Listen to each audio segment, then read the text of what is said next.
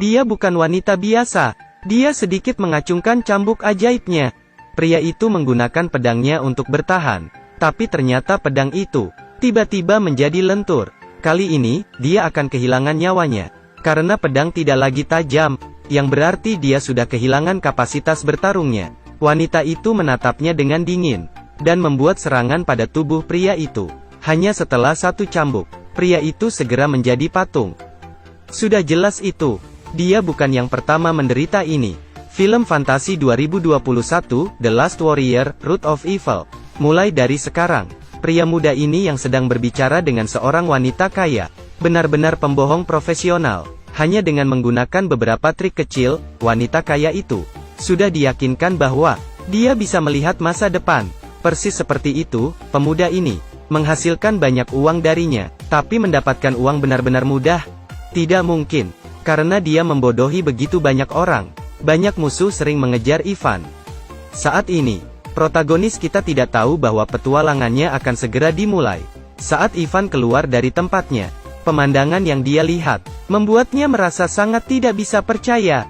Hal pertama yang dia lihat adalah hutan misterius yang luas. Tidak hanya itu, pria yang aneh ini tiba-tiba muncul tepat di belakangnya. Senyum pria itu sangat tidak normal. Dia bilang, "Aku sudah menunggu selama bertahun-tahun. Akhirnya kamu di sini. Kamu adalah prajurit terakhir di bumi. Takdir dunia ini ada di tanganmu." Setelah itu, dia dengan sungguh-sungguh memberi Ivan sebuah cincin. Pada saat itu, sebuah panah menusuk jantungnya. Pria itu tiba-tiba muncul, dan kemudian menghilang. Hanya ada sekelompok tentara yang tersisa.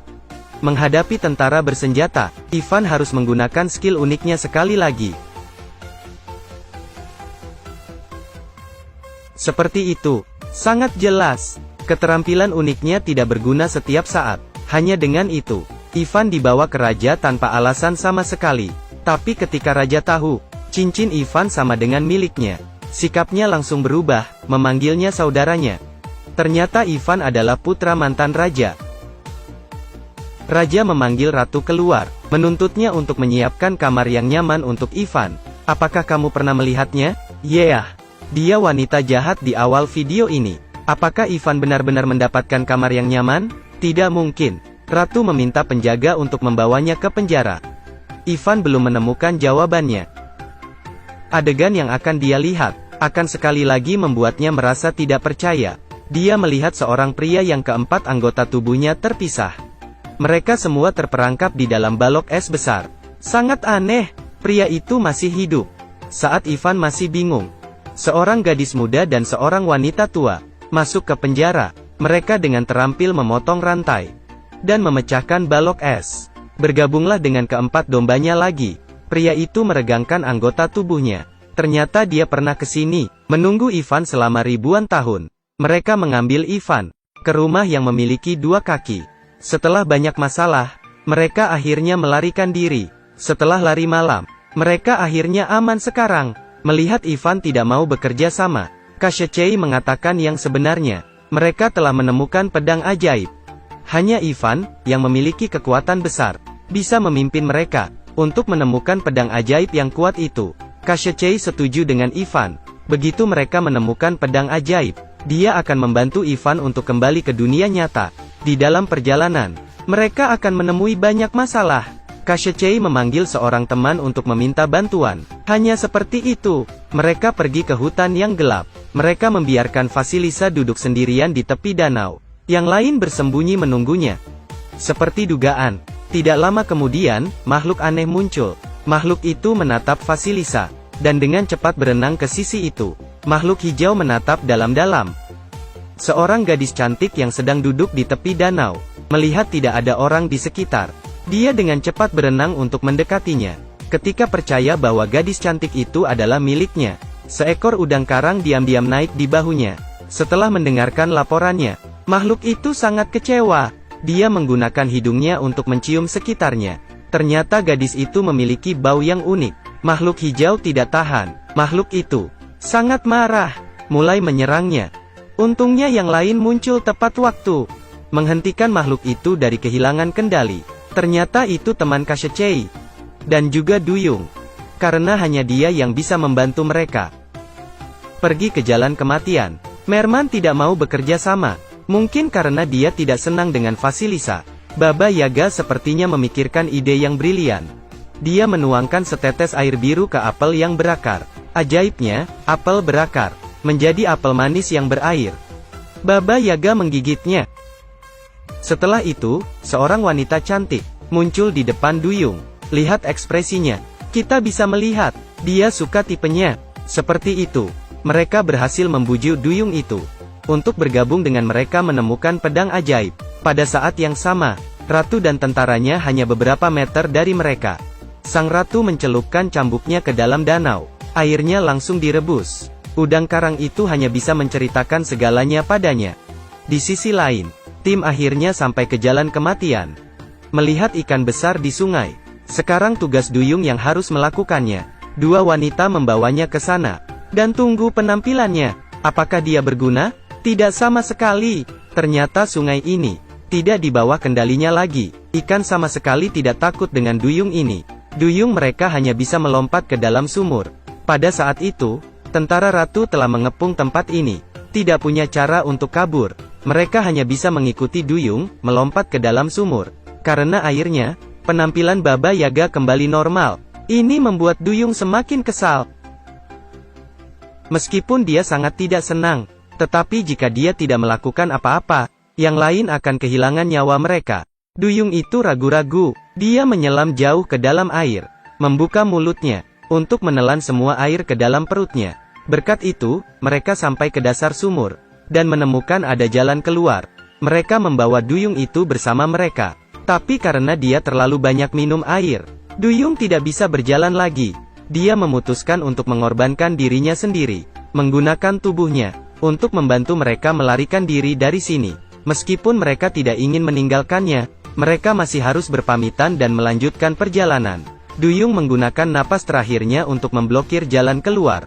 Pada saat itu, ratu turun ke tempat ini. Melihat wanita jahat ini, dia memuntahkan seteguk besar air.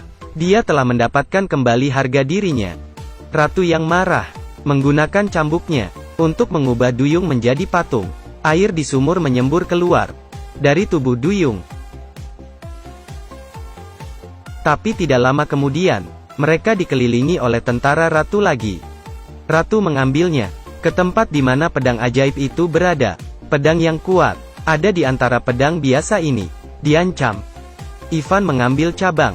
Cabang biasa ini tiba-tiba menjadi pedang yang indah. Ya, pedang ajaib yang kuat akhirnya muncul. Ivan menggunakan pedangnya. Kekuatannya segera dilepaskan. Cabang biasa ini tiba-tiba menjadi pedang yang kuat. Dia menggunakan pedangnya. Kekuatan besar membuat sang ratu jatuh dari kudanya. Ivan menyelamatkan teman-temannya dan mengembalikan pedang ke Kashechei. Saat Ivan berharap Kashechei memenuhi keinginannya untuk membawa Ivan kembali ke dunianya, raja tiba-tiba muncul di depan mereka. Ternyata Kashechei tidak menginginkan pedang ini. Dia menginginkan batu kehidupan abadi. Mereka saling bertukar. Tapi Kashechei tidak mengharapkan batu yang diberikan raja itu palsu. Batu kehidupan abadi yang sebenarnya ada di tangan sang ratu. Pada saat itu, Vasilisa melemparkan dirinya ke arah raja dan membuatnya jatuh. Pedang ajaib jatuh ke tanah. Melihat kesempatan itu, Ivan melawan prajurit itu dan mengambil pedang ajaib. Melihat ekspresi mereka, teman-temannya percaya pasti menang. Ingin membalikkan keadaan? Tidak mungkin. Ivan memegang pedang di tangannya, tapi dia tidak menyerang musuh. Dia hanya menggambar lingkaran dan kemudian melambaikan tangannya. Sebuah pintu ke dunia Ivan dibuka. Tidak percaya, pada saat ini Ivan tidak menyelamatkan rekan satu timnya. Alih-alih itu, dia memilih untuk kembali ke dunianya. Meskipun Ivan telah kembali ke dunianya, Ivan masih sangat bersalah. Rasa bersalah meninggalkan rekan satu tim membuatnya tidak nyaman sepanjang hari. Dia ingin kembali ke sana, menggunakan cara yang sama seperti sebelumnya, tapi tidak berhasil. Karena tindakannya tidak normal, Ivan dibawa ke kantor polisi. Tapi itu adalah suatu kebetulan bahwa di sana Ivan bertemu dengan pria aneh sebelumnya. Dia menggambar terowongan ke dunia lain. Ivan tak segan-segan melompat ke ring api. Pada saat yang sama, teman-temannya dibawa kembali ke kastil. Mereka akan kehilangan nyawa mereka. Raja dan ratu berpakaian bagus. Karena hari ini adalah hari yang penting. Saat ada gerhana matahari. Jika raja meletakkan batu di atas pedang, kekuatannya akan abadi. Sama seperti Koshchei. Tetapi pada saat itu, Ivan tiba-tiba muncul. Dia mengeluarkan pistol, berniat untuk menghentikan raja. Tapi raja tidak peduli sama sekali.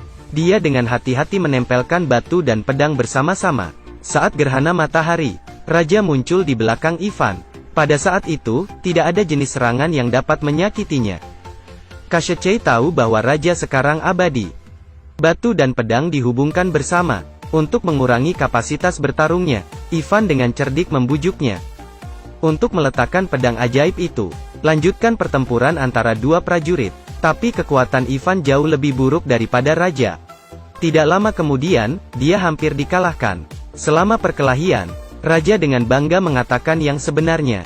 Untuk mencuri tahta, raja dan ratu.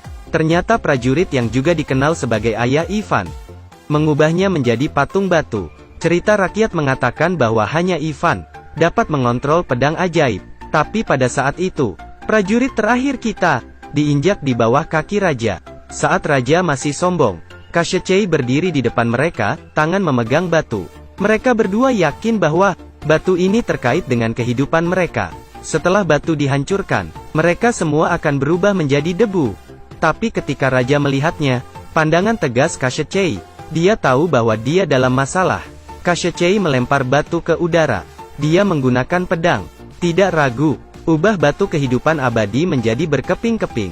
Setelah batu itu hilang, raja berubah menjadi debu, menghilang di udara. Pada saat yang sama, Koshchei juga berubah menjadi debu. Mereka binasa bersama. Melihat adegan ini, sang ratu melompat turun untuk bersembunyi. Setelah itu, semua orang yang berubah menjadi batu kembali hidup. Hari-hari yang damai kembali lagi.